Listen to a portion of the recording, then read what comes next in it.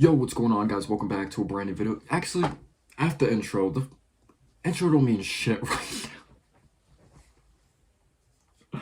I can't just be fake and just do this old same old intro and shit. No, can we just process what went down last night? Can we process that? My initial thoughts. What the fuck? Where'd that come from? I didn't see that coming. My emotions are sad, little excited, cautiously optimistic. I just have so many feelings right now, so many emotions when it comes to this trade. If you've been sleeping under a rock, Julius Randle and DiVincenzo have been traded to the Minnesota Timberwolves for Karl-Anthony and a first-round draft pick. You know what? I don't even care about these picks anymore right now because the Knicks are officially just all in. I've always been a believer in being good now, competing for a championship, but building a longevity consistent winner. But the Knicks are officially all in. You know, you re-sign OG Anunoby. You go on to trade for Mikal Bridges. You go on to trade for Karl-Anthony Towns. You extend a Tom Thibodeau. Just wow. I thought just waiting a day to record this video would calm me down. No, I'm not calm.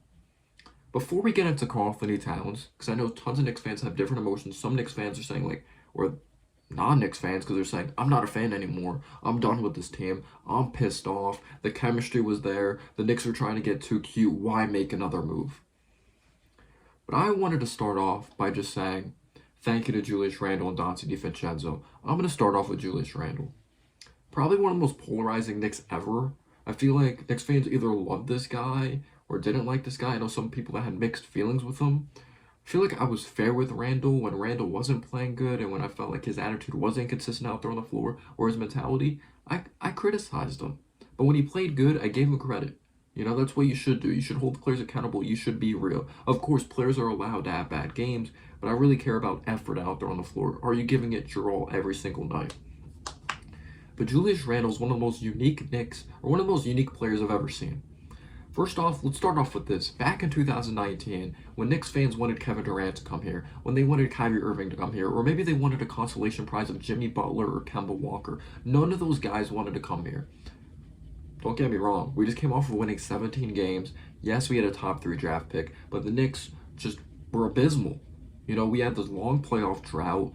We were just honestly a mess. Let's be real. Who really wanted to come here? Julius Randle wanted to come here. He wanted to take on the challenge. He came off of a career year in New Orleans. He could have continued to play with them, re-sign with them, but he's like, no, I want to take on the challenge in New York, and he did that. The first year was shaky. He faced adversity. David Fizdale, no structure, not a lot of talent. His offensive philosophy sucks. I swear, there was no plays at all ran for anyone in that offense. The defense just absolutely trash. Just nothing was good. He didn't hold anyone accountable. Dude was a softie.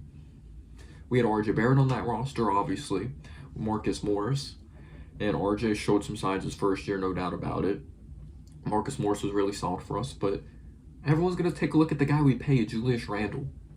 He wasn't as well developed as a jump shooter, if it's from mid-range or from three-point, but we knew this dude was aggressive, working downhill, which we loved.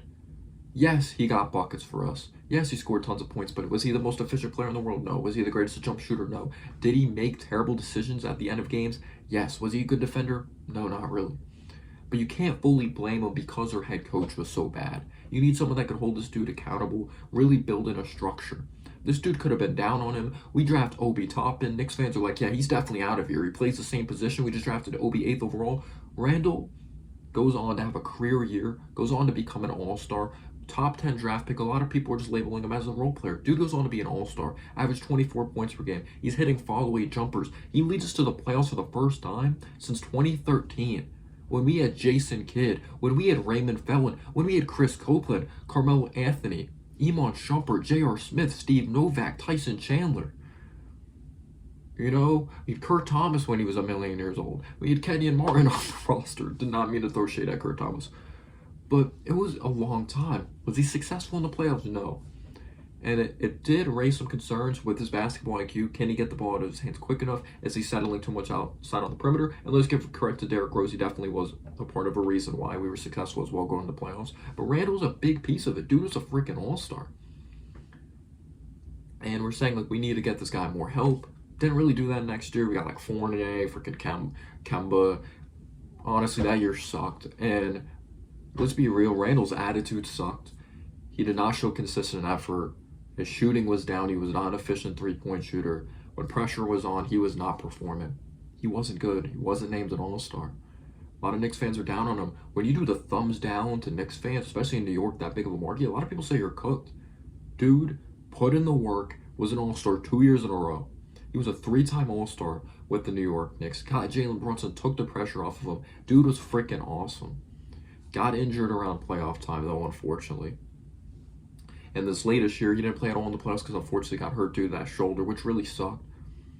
Because I thought OG was a better fit with Randle than an RJ Barrett, someone that doesn't really need the ball in his hands. I know it comes down to IQ still, and you still need to have that proper basketball IQ and have the right decision making. But the year before, he was playing through injuries in the playoffs. I know a lot of it you could say, well, that was just a dumb turnover, that wasn't injuries, and no doubt about it. But this dude came here to take on the challenge. He did. And at the end of the day, he still was a multiple-time All-Star. He was still one of the main reasons we're successful going to the playoffs. And he had some good games versus Miami. Was he crazy consistent? No, I don't want to say it was all on injuries because there were times he gets himself in trouble. And I feel like it just makes the offense game too hard for himself when he should be playing more inside out. But this past year, one of the main reasons I'm just very disappointed to see him go is because I thought he was playing more inside out. I thought he was showing more consistent effort. There was more floor spacing. There was more switchable defenders to take pressure off of him. Doesn't have to do as much. Brunson was solidified as the guy. Like he was the year before, but like this was like the freaking solidified freaking year, averaging 28 points per game. But unfortunately, Randle obviously gets hurt. And I was excited, like Mikal Bridges, switchable defender, something that could space the floor, those dribble kickouts. But we didn't extend him. That was kind of a sign that maybe he was going to go on to be traded. Obviously, we lose Hartenstein, free agency, lose Alec Burks, if you want to talk about that. We trade Bogdanovich and the Mikal Bridges deal. So we're lacking at center. Mitchell Robinson still hurt coming off that surgery. Who can you count on for the center position? We're looking for that. And maybe Tibbs wasn't a fan of putting Randle at that 5. Like to run some small ball. And he didn't trust our other options. Like Precious really playing center. Like Sims, we don't trust him. Like what was our solution going to be there? We wanted to get bigger as a team. We trade away Julius Randle after just giving, $1 million to New York, like some foundation. That's just how tough this business is. But I wish Randle the best of luck. Dude took on a challenge, and I always respect Julius Randle for that. Just coming here when no one else did, laid the foundation. We could talk about Brunson came here because of Leon Rose. We could say Brunson came here like because these connections and all that. And at the end of the day, players are attracted to, and at the end of the day, Randle's still an all-star. Or Randle had a year that he was an all-star, because I know the year he got here, Randle wasn't an all-star the year prior. Donte DiVincenzo, but just best of luck. Randle gets to play with Anthony Edwards, one of the best players in the game. Donte DiVincenzo did so much in 1 year. Breaking Knicks 3-point record, averaged 15 points per game, averaged 17 points per game in the playoffs. Was killer in that Pacers series, had 38 points in the elimination game. Even though we got killed, dude stepped up. Mentally tough as fuck. Plays so fucking hard, that dude. Sniper, athletic, moves so well without the ball. Great hands on defense. Struggled in that Philly series, but stepped up when it mattered. Had that clutch shot versus Philly, a shot we'll never forget. Does affect our depth, no doubt about it. Losing Donte fucking hurts. I was expecting him to win 6th Man of the Year. But I wish those guys the best of luck. The Villanova, like, yes, we still have Mikal Bridges. Yes, we still have Josh Hart. We have Jalen Brunson. But Donte DiVincenzo, man, I loved him in a Knicks uniform. Dude was all fucking hard. No excuses. He hustled his ass off, and I hate to see him go. So it gets me emotional, bro. Trade for Karl-Anthony Towns. So you look at the projected lineup with Mitchell Robinson out right now. It's projected to be Jalen Brunson, Mikal Bridges, OG Anunoby, Josh Hart, and Karl-Anthony Towns. I'm looking at that squad. That squad can space the fucking floor. We have some dogs in that starting lineup. We have some switchable defenders. Karl-Anthony Towns, a lot of people don't know he was a better defender last year because he had to do some sacrificing. He's had to do some sacrificing in his career. When Jimmy Butler got there, like years before, Jimmy Butler kind of solidified him as like, yeah, this guy's better than Karl-Anthony Towns. Like, does he have that dog in him? That's the big question. Anthony Edwards was the dog, so there was times, this dude was the first overall pick. It's not easy to take a lesser role. He was less of a creator. And that's another thing, a less creator in the offense, pick and pops, which is going to open up so much for Jalen Brunson, open up so much for corner threes for OG Anunoby, open up so much for Mikal to create. There's going to be so much open up for Josh Hart to cut. Karl-Anthony Towns, I'll never doubt his mental toughness off the court. This dude went through so much, but on the court, when I've noticed in the playoffs, foul trouble or some turnovers, it seems like he gets in his head, which I'm not a fan of. Is he mentally tough enough to take on New York? He grew up a Knicks fan. I know that. He's from Jersey. You could be a fan all you want, but when these bright lights hit, is he going to step up? Is he going to step up? That's a big thing. We know he's one of the best three-point big men we've ever seen. We know he's a good athlete. He's a lob threat. He's going to give you double-doubles like crazy. Dude is a 20-plus point per game scorer for his career. He could score from all three levels. He can score on the inside. He can score from mid-range. He can score from three. And think about it. Because you have Brunson that can score, because you have Mikal that can score, you have OG that can hit those corner threes, you have Josh Hart that can move without the basketball, so much opens up for this offense. Is he a rim protector?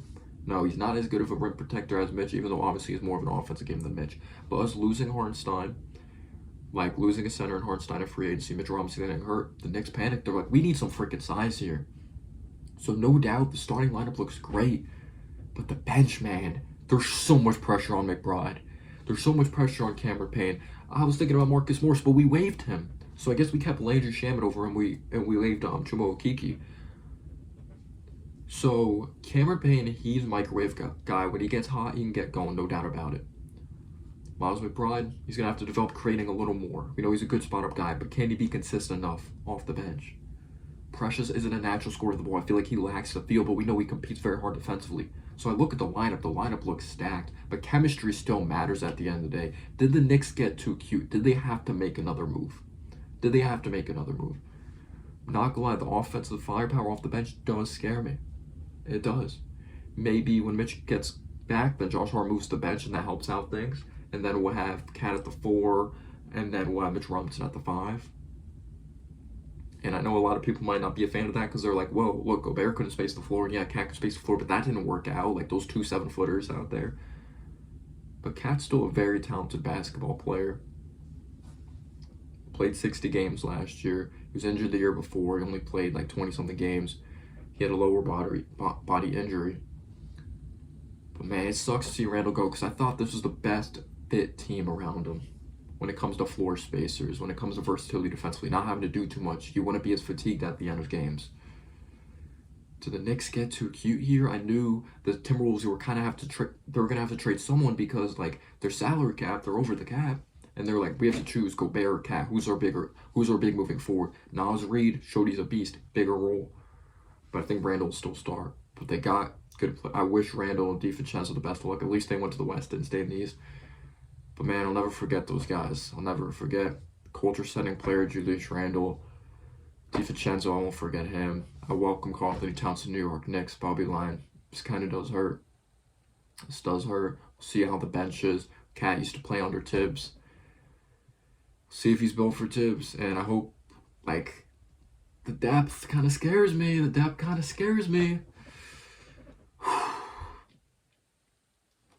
Do you think the Knicks got better? Do you think they got worse? We're just going to have to wait and see.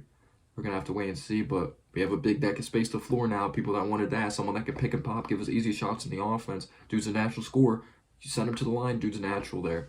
But there are times, not going to lie, Karl-Anthony Towns, I wish he was more of a dog going to the basket, especially in big moments. Sometimes he settles too much outside on the perimeter. But at least it's someone that doesn't need the ball in his hands to be successful. He can play without the ball in his hands. Dribble handoffs, just setting screens for him, pick and pop. At the end of the day, though, we just have to wait and see what happens. We got a very talented player in Cat, but does he have that mental toughness to deal with New York? Sometimes he's banging in the paint. I'm like, when he's banging in the paint, I feel like there should be more progress when you're that big of a player, and you should be banging down low more balls and be able to take advantage of your mismatch. And sometimes I think he settles a little too much. So, we'll see what goes on to happen. Thank you guys so much for tuning in. Peace out, y'all.